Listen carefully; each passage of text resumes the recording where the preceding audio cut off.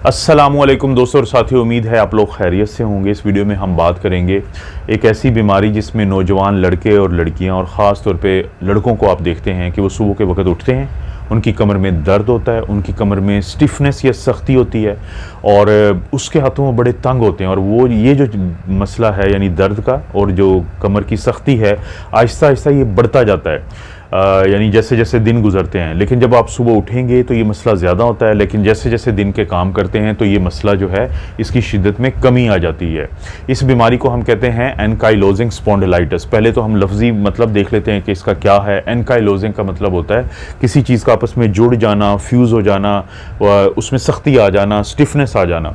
और स्पॉन्डिलाइटिस ये दो लफ्ज़ों का मजमूआ है। आइटस कहते हैं सोजिश को या इन्फ्लेमेशन को, और स्पॉन्डिलाई का मतलब होता है कि जो आपके मोहरे होते हैं, यानी हमारे जो कमर के मोहरे खसूसी तौर पे उनके अंदर जब दर्द शुरू हो जाए और ख़ास तौर पे सुबह उठते ही दर्द हुआ करे और सख्ती होना शुरू हो जाए। और जैसे जैसे फिर ये वक्त गुजरता है कि क्योंकि इस किस्म की जो बीमारी होती है जिसको एनकाइलोजिंग स्पॉन्डिलाइटिस कहते हैं, उसमें शिद्दत आती है। तो इन लोगों की जो ये फंसलियाँ होती हैं जिसको हम रिब्स कहते हैं, तो उनके अंदर भी यही सारा कुछ अमल शुरू हो जाता है। तो जिसकी वजह से उनको सांस लेने में दिक्कत होती है। अक्सर उनको जो चेस्ट पेन रहता है तो ये भी उनको चीज़ जो है वो तंग करती है।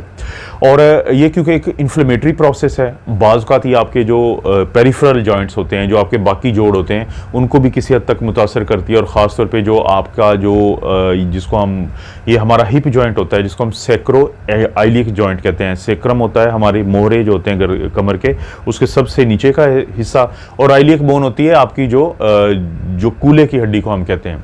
तो उनमें सेक्रो आइलिक जॉइंट जो है वो भी मुतासर होना शुरू हो जाता है। जोड़ों में भी दर्द शुरू हो जाते हैं, जो यानी कि घुटने वाला जोड़ है, या पाँव में भी आपको बाज़-औक़ात पाँव की जो नीचे का हिस्सा होता है उसमें दर्द शुरू हो जाता है। तो ये मुख्तलिफ़ किस्म की अलामात भी इसके अलावा आ सकती हैं। और 25 से 30% वो लोग भी होते हैं जिनको आंखों की सुर्खी रहना शुरू हो जाती है, जिसको हम एंटीरियर यूवियाइटिस कहते हैं। यानी बाज़-औक़ात कुछ नौजवान आके सिर्फ यही बात करते हैं कि उनकी आंखें जो हैं वो सूजना शुरू हो जाती हैं। तो ये जो अलामात हैं या अलामत है, ये भी बाज़-औक़ात जो एनकाइलोजिंग स्पॉन्डिलाइटिस है उसके बारे में बताती है।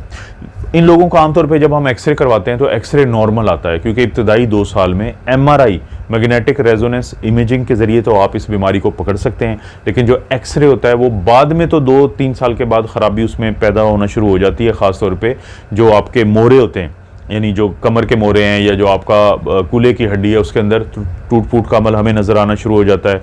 उसकी जो आपस की स्पेस होती है, जॉइंट स्पेस, वो कम होना शुरू हो जाती है, क्योंकि ये जो जोड़ हैं ये जुड़ना शुरू हो जाते हैं। ये जो मोहरे और ये जो हड्डियाँ ये आपस में जुड़ना शुरू हो जाती हैं।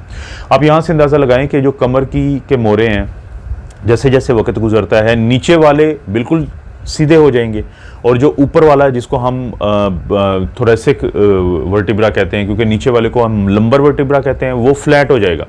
लेकिन जो थोरेसिक या कमर के मोहरे होते हैं वो बिल्कुल ऐसे करके कुब निकल आएगी, वो उसमें का जो कर्वेचर है वो बहुत ज़्यादा नुमाया होना शुरू हो जाएगा। तो आपको नज़र आते रहते हैं ऐसे नौजवान जो ऐसे कुब निकाल के चल रहे होते हैं, और उनसे जब आप पूछते हैं तो वो बताते हैं जी हम अपनी कमर को सीधा नहीं कर सकते, ये हमें कोई प्रॉब्लम है, हमें बीमारी है। जब ये बहुत ही ज़्यादा शिद्दत इख्तियार कर जाए तो इसमें जो ये बिल्कुल हमारे मोहरे हैं ये इतने जुड़ जाते हैं कि जैसे बांस बन जाता है। इसको कहते हैं बैम्बू स्पाइन, बैम्बू कहते हैं बांस को। तो एमआरआई पे शुरू में पकड़ा जा सकता है, एक्सरे पे 2 से 3 साल के बाद ये नुमाया होती है बीमारी। बाज़ लोगों में जो ईएसआर है वो बड़ी होती है, एरिथ्रोसाइट सेडिमेंटेशन रेट कहते हैं इसको हम। लेकिन अक्सर इन लोगों में जो रूमेटाइड फैक्टर है, जो रूमेटाइड आर्थराइटिस वाली एक हम चेक करवाते हैं एंटीबॉडी या एंटी-सीसीपी एंटीबॉडीज़ हैं, वो नेगेटिव होते हैं। और इसी तरह से एक एंटीजन या एक प्रोटीन होती है जिसको हम HLA-B27 यानी ह्यूमन ल्यूकोसाइट एंटीजन B27 कहते हैं, वो एनकाइलोजिंग स्पॉन्डिलाइटिस के मरीजों में वो पॉजिटिव है। ये सारी टेक्निकल बातें हैं, लेकिन आपको पता होना चाहिए कि ये टेस्ट करवाए जाते हैं और ये अलामात होती हैं। और इसका इलाज क्या है? इसके इलाज में इब्तदाई तौर पे आपको दर्दों की दवाई दी जाती है, जिसको हम non steroidal anti inflammatory drugs कहते हैं। अक्सर लोगों को ये जो हड्डियों में ये जो और जो मोहरों में और जोड़ों में ये मसला शुरू होता है तो इसको रोकने की कोशिश करती हैं ये दवाइयाँ, एनसेड्स।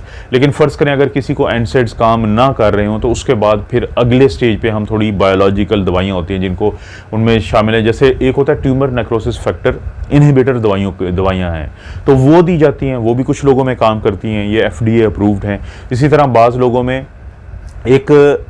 एक जो हमारी इन्फ्लेमेशन होती है उसकी एक वजह होता है इंटरल्यूकन 17, यानी ये एक प्रोटीन है।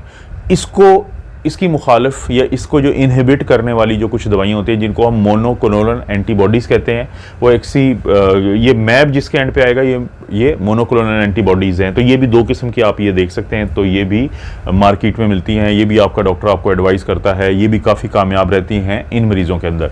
आमतौर पर हम कहते हैं इन मरीज़ों को कि आप स्टीरॉयड ना लगवाएं, क्योंकि जो स्टीरॉयड होते हैं वो हड्डियों को मज़ीद कमज़ोर कर देते हैं और इन मरीज़ों को ज़्यादा फ़ायदा भी नहीं होता। लेकिन एक चीज़ जिसका इनको फ़ायदा हो सकता है वो ये है कि फिजियोथेरेपी करवाएं, लेकिन किसी ख़ास बंदे के पास जाके, किसी स्पेशलिस्ट के पास जाके जो इस तरह की बीमारियों को पहले से डील करने का माहिर हो। क्योंकि बाज़ औक़ात जो फिजियोथेरेपी है, अगर वो कोई एक्सपर्ट बंदा नहीं है तो वो ख़राबी भी पैदा कर सकती है, इसलिए फिजियोथेरेपी के लिए ज़रूर जाएं। इन शॉर्ट, ये नौजवान लड़के लड़कियों, ख़ुसूसी तौर पर नौजवान लड़कों में कमर का दर्द, सुबह उठते ही कमर में बढ़ती हुई सख्ती, फिर बाद में कुब का निकल आना, MRI पे तो पकड़ी जा सकती है शुरू में, एक्सरे में बाद में पकड़ी जाती है, ESR बढ़ा हुआ होता है और इलाज जो है दर्दों की दवाइयों से किया जाता है और बाज़ औक़ात फिर हमें बायोलॉजिकल जो दवाइयाँ हैं वो देनी पड़ती हैं और स्टीरॉयड कम देने पड़ते हैं। ये है मुख्तसर सी एक बात। इस तरह की वीडियो आपको मिलती रहेंगी इस चैनल पे। चैनल को सब्सक्राइब नहीं किया तो रिक्वेस्ट है कि ज़रूर सब्सक्राइब करें, हर वीडियो को लाइक करें और अगर कोई भी वीडियो किसी दूसरे को फ़ायदा दे सकती है तो प्लीज़ वो शेयर कर दीजिए करें। आप अपना और अपनी फैमिली का ख्याल रखें। अल्लाह ताला आपको और आपकी फैमिली को हर किस्म की बुराई, बीमारी और आजमाइश से महफूज रखें।